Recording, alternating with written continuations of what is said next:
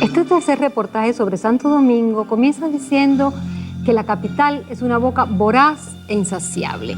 Parecería una afirmación demasiado contundente, demasiado categórica, pero es cierta y lo vamos a saber ahora. Santo Domingo es una boca voraz, insaciable. Esos datos viejos, a cuya utilización todavía obliga la ausencia de estadísticas oficiales actualizadas, dicen que la capital concentra en su territorio cerca de una tercera parte de la población total del país. Este crecimiento desmesurado de la población de la capital no se ha dado por efecto de lo que los expertos en demografía llaman crecimiento vegetativo, sino como consecuencia de los flujos migratorios internos. Para 1981, 57 de cada 100 personas residentes en la capital provenían de las otras provincias. Nada hace pensar que las cosas hayan cambiado significativamente. La atracción que ejerce la capital sobre el resto de los habitantes tiene razones que deben ser rastreadas en la historia del desarrollo económico nacional. En los últimos 60 años puede decirse que por la vía de las exportaciones tradicionales, sobre todo del azúcar, como por la vía de la expansión industrial, Santo Domingo se ha visto favorecida en la reunión de los principales frutos de esos esquemas de crecimiento, como también de los principales rubros de inversión consecuentes con la economía, tanto de exportación como con el desarrollo propiamente industrial orientado hacia el mercado interno.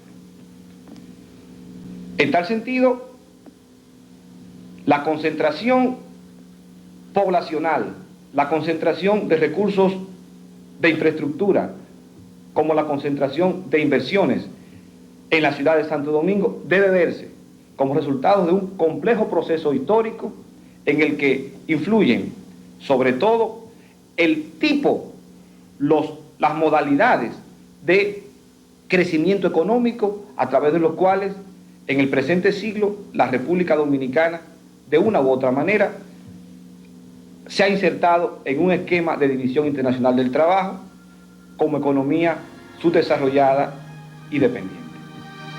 Que así sea, introduce importantes distorsiones en el proceso de desarrollo global. Baste saber que solo entre 1968 y 1980, el 78% de los establecimientos surgidos con el estímulo de la Ley de Incentivo Industrial se radicaron en Santo Domingo. En 1984, según las estadísticas disponibles, el Distrito Nacional concentraba 59 de cada 100 empleos industriales. Del mismo modo, en 1992, de cada 100 de los llamados trabajadores por cuenta propia, 45 estaban en Santo Domingo. La capital funciona también como un punto de redistribución de alimentos agrícolas para las otras regiones del país, principalmente para el este. Pero la capital no solo redistribuye los alimentos. En 1989, con una población ligeramente por debajo de la actual, Santo Domingo consumía entre el 30 y el 40% de la producción agrícola nacional. Hay tres consecuencias básicas del papel centralizador de la ciudad de Santo Domingo en el proceso de desarrollo. En primer lugar,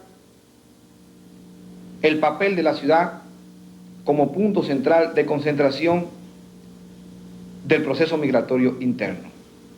En tal sentido, la ciudad de Santo Domingo se ha convertido en el principal foco de atracción de la migración interna del país. En poco menos de 20 años, Santo Domingo se ha convertido prácticamente en una ciudad de migrantes. En segundo lugar, Santo Domingo constituye hoy día el principal foco de generación del empleo. En tal virtud, esta función de la ciudad fortalece, robustece y desarrolla el primer elemento como foco de atracción de migración. En tercer lugar, la ciudad de Santo Domingo se ha convertido en el principal foco de concentración de la población marginal del sistema urbano de Santo Domingo. Santo Domingo acumula otros privilegios relativos. Más del 90% del empleo público también le pertenece. El 71% de los teléfonos instalados están en ella. La ciudad consume el 80% de la electricidad producida para fines industriales y el 70% de la energía destinada a uso doméstico. Podría pensarse que la realidad de los últimos años es muy distinta a la que señalan las cifras. La creciente expansión del turismo y las zonas francas crea la ilusión de que otras provincias y regiones están saliendo poco a poco de su postergación mediante una política que favorece la descentralización de la inversión. Esta nueva política tiene una camisa de fuerzas que limita su potencialidad en materia de descentralización de la economía, en la medida en que la misma, dadas las cuantiosas inversiones en infraestructura que demandaría, tiene que apoyarse precisamente en la infraestructura ya existente, la cual se ha concentrado en una orientación centralizadora que favorece algunos puntos centrales, básicamente las ciudades. De allí que, en materia de descentralización económica, la política estatal de estímulo a las zonas francas y al turismo tiene un potencial limitado de descentralización, lo que augura que aún bajo esta nueva modalidad de crecimiento de la economía dominicana y de inserción en el sistema mundial, como economía exportadora de servicios, República Dominicana y la ciudad capital, fundamentalmente, continuará ocupando un papel central como punto de concentración, como punto de monopolización de los frutos del crecimiento, de los frutos del desarrollo.